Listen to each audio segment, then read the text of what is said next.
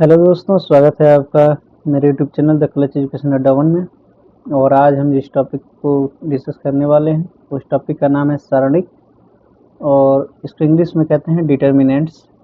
और ये जो टॉपिक है ये क्लास 12th में आता है, मतलब इंटर में आता है। और ये एग्जाम पॉइंट ऑफ व्यू से या वैसे भी ये बहुत ही इम्पोर्टेंट टॉपिक है, तो इसको पढ़ना बहुत ज़रूरी है।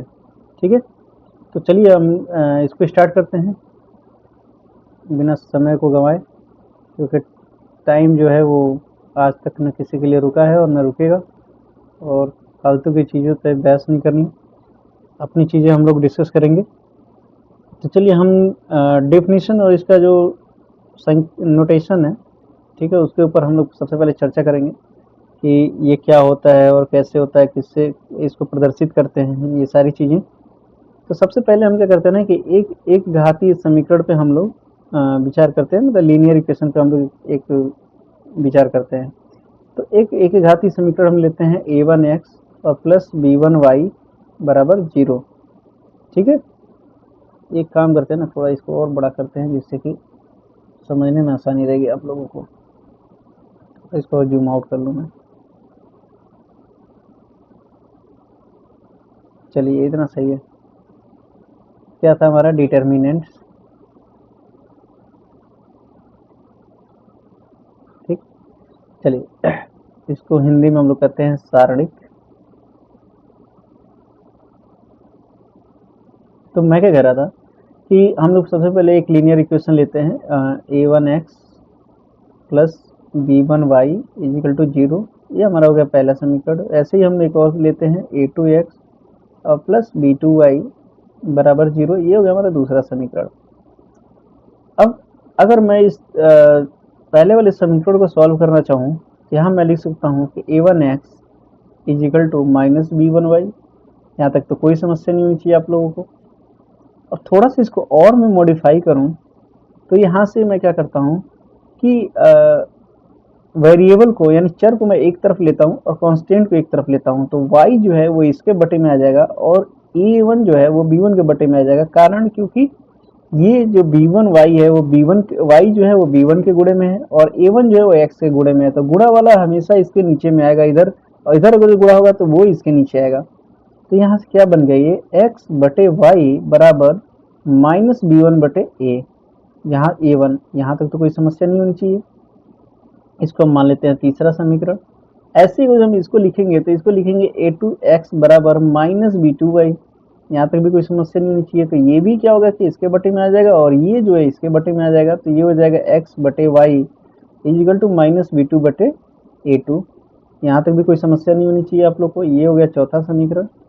अब हम लिखते हैं कि from equation third and fourth, यानी अब हम तीसरे और चौथे समीकरण से हम देखेंगे तो हम लोग क्या पाएंगे कि ये भी क्या है कि x बटे वाई बराबर है और ये भी x बटे वाई बराबर है। तो हम क्या करते हैं कि इन दोनों को बराबर कर देते हैं, क्योंकि ये जब दोनों बराबर है तो ये भी, ये वाला टर्म भी तो एक दूसरे के बराबर ही होगा, ये दोनों। तो हम क्या करेंगे कि एक तरफ लिखेंगे कि b1 बटे a1 बराबर माइनस b2 बटे a2। तो माइनस से माइनस क्या हो जाएगा, कट जाएगा, और इस b1 का इधर गुणा हो जाएगा और इसका इधर गुणा हो जाएगा। तो मिलेगा आप लोगों को क्या, a2b1 बराबर a1 b2। इसको और अगर हम करेंगे तो ये जब इधर आएगा तो माइनस में जाएगा, तो ये जाएगा a2b1 माइनस b2a1। ये हमारा आ गया जो हमें निकालना है। तो जब ये हमारा निकल गया यहाँ तक, तो अगर मैं इसको इस टाइप में सजा दूं, a1 a2 और b1 b2, ठीक है, इसको भी जब हम कैलकुलेशन करते हैं ना तो सेम यही चीज आती है। जैसे कि गुणा करेंगे ना तो इसका इसमें गुणा होगा, तो a1 b2 minus a2 b1। ठीक, सेम वही चीज आ रहा है जो यहाँ पे है। या तो हम इन समीकरणों को यहाँ से लेके और यहाँ तक ऐसे सॉल्व करें, या हम डायरेक्ट इसको ऐसे रख के दो लाइन में सॉल्व कर लें। तो यही हमारा सारणिक है, जिसको हम कहते हैं कि ऐसा समीकरण जिसको आसान तरीके से हम कैलकुलेट कर सकें मतलब एक ऐसा अरेंजमेंट जिसको हम आसान तरीके से कैलकुलेट करने में हमें मदद करे, वो हमारा सरणी कहलाता है। चूंकि यहाँ पे क्या है कि R1 R2 ये दो रो है और दो क्या है कॉलम है C1 C2, ठीक है। तो ये क्या होगा, 2 गुणे 2 का ये हमारा सरणी कहलाएगा, जिसको हम कहेंगे द्वितीय कोटि का सरणी। यहाँ तक तो कोई समस्या नहीं होनी चाहिए मेरे हिसाब से। तो इसको मैं डिलीट करता हूँ, बाकी आप लोग वीडियो रोक के और इसका स्क्रीनशॉट ले सकते हैं, अपना नोट कर सकते हैं। अभी इसको मैं डिलीट करता हूँ और आगे हम लोग चलते हैं। आगे क्या है कि चलिए अभी तक हमें 2 समीकरण सॉल्व करना था, तो चीज़ें समझ में आ गई। चलिए ऐसे करना है, यही 3 समीकरण हो, जैसे कि a1x प्लस b1y और प्लस c1z इक्वल टू 0, ऐसे ही a2x प्लस b2y और प्लस c2z बराबर 0, a3x प्लस b3y और प्लस c3z बराबर 0। अब बताइए इस टाइप की इक्वेशन अगर जो आ जाए तब तो सॉल्व करने में और भारी समस्या हो जाएगी। इसको या तो अब हम सॉल्व कैसे करेंगे, हमको पता है कि जो वज्र गुणन विधि जो होती है उससे हम सॉल्व करेंगे। तो उससे क्या होगा कि ये वाला जो हम लेते हैं ना वेरिएबल, तो यहाँ पे वेरिएबल नहीं लेंगे। तो देखिए मैं दिखा रहा हूँ, जैसे x हमने ले लिया ना, ये क्या होगा कि b2 और c3 का गुणा लेंगे, b2 और c3 और माइनस लगाएंगे बीच में, और फिर b3 c2 का गुणा लेंगे, b3 c2, ठीक। फिर बराबर करेंगे, अब ये वाला लेंगे y वाला, तो y और बटे में लेंगे। अब तो हमने अब ये वाला और ये वाला नहीं लेंगे, ठीक है। अब लेंगे ये a3 c2 minus a2 c3। ऐसे ही जब हम z वाला लेंगे ये वाला, तो इधर का ये नहीं लेंगे और फिर ये नहीं लेंगे, यानी अगर जो z वाला ले रहे हैं तो ये वाली लाइन और ये वाली लाइन नहीं लेंगे। अब क्या है कि इसका इधर गुणा करेंगे और इसका इधर गुणा करेंगे, तो क्या होगा हमारा a2 b3 minus b2 a3, ये निकल गया। क्योंकि यहाँ इसको हम मान सकते हैं k के बराबर, तो हम क्या x बराबर क्या लिख सकते हैं, k b2 c3 minus b3 c2। ऐसे ही हम y बराबर भी लिख सकते हैं, k a3 c2 minus a2 c3। ऐसे हम z बराबर भी लिख सकते हैं, k a2 c3 a2 b3 minus b2 a3, ये निकल गया। अब हम x y और z का मान हम क्या करेंगे, पहले वाले समीकरण में रख देंगे ऊपर वाले में। तो हम क्या करते हैं, k को हम बाहर ले लेते हैं, क्योंकि k तीनों में ना, तो k बाहर ले लेते हैं। अंदर क्या होगा कि a1 b2 c3 minus b3 c2 plus b1 a3 c2 minus a2 c3, फिर ऐसे ही प्लस c1 हमारा a2 b3 minus b2 a3 बराबर 0। तो यहाँ से k तो ऐसे ही 0 हो जाएगा, तो हम यहाँ से लिख सकते हैं कि a1 b2 c3 minus b2 c2, ये ऐसे यहाँ पे हो जाएगा।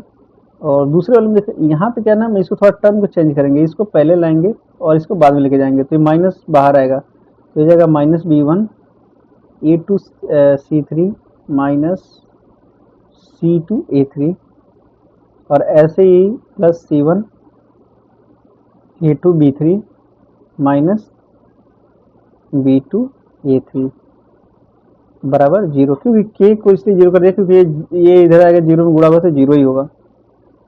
अच्छा, यहाँ तक चीज़ें तो आप लोग को समझ में आ गई हैं कि कैसे क्या करना है। अभी इसके बाद से थोड़ा इसको मैं छोटा करके फिर समझाता हूँ। ये तो दिख रही होंगी आप लोगों को अभी, ठीक है। चलिए यहाँ तक तो चीज़ें समझ में आ गई हैं।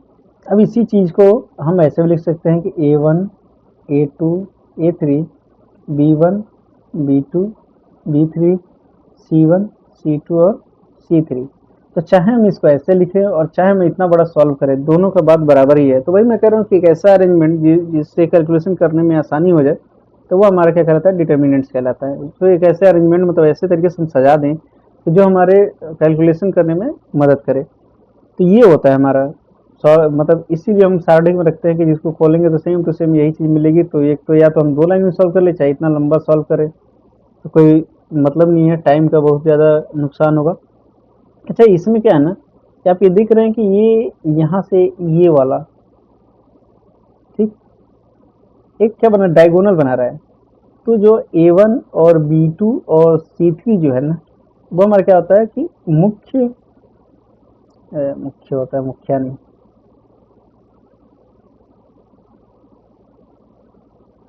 ठीक, क्या होता है, मुख्य। यानी जो होगा ना मेन डायगोनल होगा, यानी मुख्य विकर्ण होगा ये हमारा।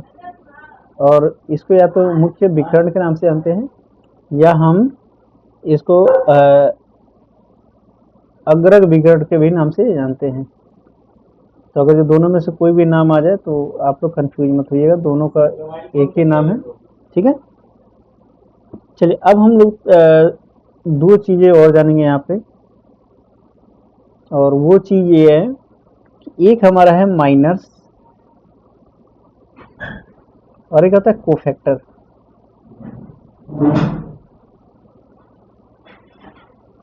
ठीक, माइनस मतलब होता है हमारा उपसारणिक, और कोफैक्टर मतलब होता है सहगुणनखंड।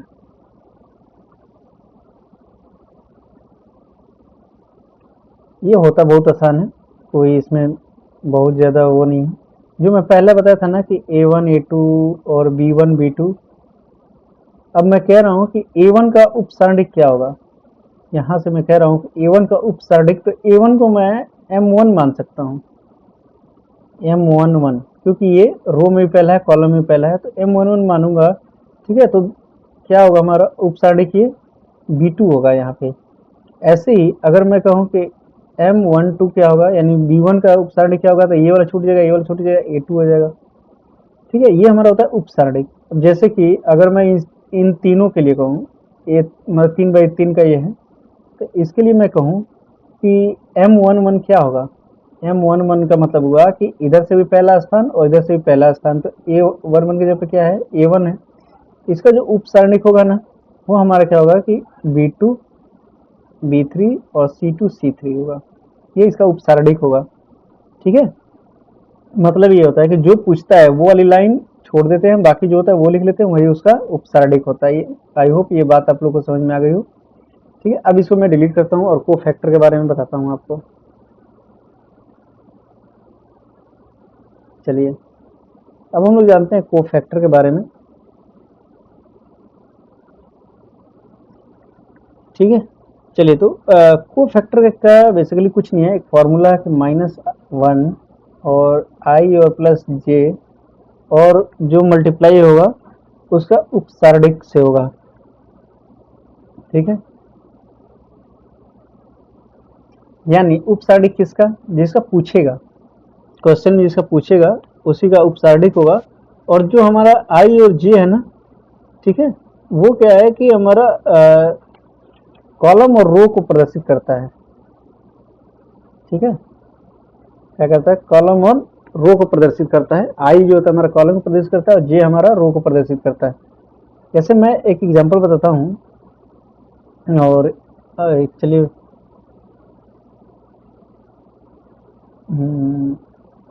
चलिए एग्जांपल हम लेते हैं एक, A1 A2 A3 B1 B2 B3 ऐसे C1 C2 C3। अब मैं ये कह रहा हूँ कि A1 का ठीक है, मैं कह रहा हूँ कि A1 का हमें सहगुणनखंड निकालो, A1 का को फैक्टर निकालो, A1 को फैक्टर निकालो और बताओ कि को फैक्टर कितना होगा। A1 का जो को फैक्टर में निकालना है, तो हम लिखेंगे कि A1 का को फैक्टर बराबर -1। अच्छा, A1 जो किस किस जगह पे है, ये R1 हो गया, ये R2 हो गया, ये R3 हो गया, ये क्या हो गया C1, ये C2 और ये C3। तो यहाँ पे हम देखें तो ये पहले और पहले स्थान पे, यानी रो में भी पहला है और कॉलम में भी पहला है, तो हम लिखेंगे कि 1 प्लस 1, क्योंकि आई प्लस जे हमारा फॉर्मूला है ये वाला, तो आई की जगह पे भी 1 और जे की जगह पे भी 1। अब बचा क्या क्या, हम बोले कि अब सहगुणनखंड निकालना है, को फैक्टर निकालना है, तो हम क्या करेंगे कि अब उपसारणिक से गुणा करना है। तो a1 का उपसारणिक क्या होगा, हमने कहा कि अब ये वाली लाइन छोड़ देंगे और ये वाली लाइन छोड़ देंगे, बचेगा क्या, b2 b3 और c2 c3, ये हमारा बचेगा। इसी को हम लोग सॉल्व कर देंगे तो a1 का फैक्टर निकल जाएगा। ऐसे ही अगर जो आपको कुछ भी पूछे एक्स वाई तो आप इस टाइप से करके और उसको कोफैक्टर निकाल सकते हैं। आई होप ये बातें आप लोग को समझ में आई होंगी। और सारणिक को हम लोग डेल्टा से या डी से प्रदर्शित करते हैं। यहाँ तक बात आप लोग को समझ में आ गई होगी, मेरे हिसाब से तो आपको कोई दिक्कत नहीं होनी चाहिए। चलिए अब थोड़ा सा हम लोग एक दो क्वेश्चन सॉल्व करते हैं और उसके बाद से इसके आगे जो इसका जो प्रॉपर्टी है, प्रॉपर्टी के बारे में कल पढ़ा जाएगा। तो अभी मैं एक दो क्वेश्चन सॉल्व कराता हूँ आप लोगों को। जैसे एक क्वेश्चन है हमारा, क्योंकि जितना ज़्यादा आप लोग प्रैक्टिस करेंगे उतना ही कन्फ्यूजन दूर होगा। ये cos x sine x minus sine x और यहाँ पे होगा कॉस एक्स। ये कह रहा है कि इसका मान निकालना है हमको, इसकी वैल्यू जो होते हैं वो कैलकुलेट करनी है कि भाई बताओ कितना होगा, इसकी वैल्यू कितनी होगी, तो ये हमें कैलकुलेट करनी है। तो मान निकालने के लिए हमने कहा है कि क्या करेंगे हम लोग, इसका इधर गुणा करेंगे और इसका इधर गुणा करेंगे, तो ये cos x into cos x. अच्छा माइनस तो हमारे इसमें आता है फॉर्मूले में, और एक माइनस यहाँ भी है, माइनस साइन एक्स और इंटू साइन एक्स, तो माइनस और माइनस मिलकर प्लस हो जाएगा। कॉस एक्स का कॉस एक्स में करेंगे तो कॉस स्क्वायर एक्स और प्लस ये साइन स्क्वायर एक्स हो जाएगा। हमको पता है ये फॉर्मूला होता है sine square x plus cos square x is equal to 1। तो ये इसका मान निकल के आ गया। तो इस टाइप से हम इसका मान निकालते हैं। अगर इस टाइप का कोई भी क्वेश्चन है तो आप लोग इस टाइप से इस वैल्यू को कैलकुलेट कर सकते हैं। ठीक है दोस्तों, तो आज की क्लास हम यहीं तक रहने देते हैं और कल से आप लोग के परमानेंट सारणिक के जो भी चीज़ें हैं, डिटर्मिनेंट्स का क्वेश्चन वो सॉल्व होगा। और मुश्किल से मुश्किल ये 2-3 दिन का है बस, उसके बाद से इसको कंप्लीट करके फिर हम लोग मैट्रिक्स पढ़ेंगे, आप भी पढ़ेंगे। तो आज के लिए धन्यवाद, और अगर मेरी वीडियो इन्फॉर्मेटिव लगे तो ज़्यादा से ज़्यादा लोग पास शेयर करिए। Thank you. अगर जो आप लोग को वीडियो अच्छी लगती है तो अगर जो आप लोग कमेंट सेक्शन में आके बोलते हैं तो मैं लाइव आके भी आप लोग को पढ़ा सकता हूँ। आज के लिए थैंक यू।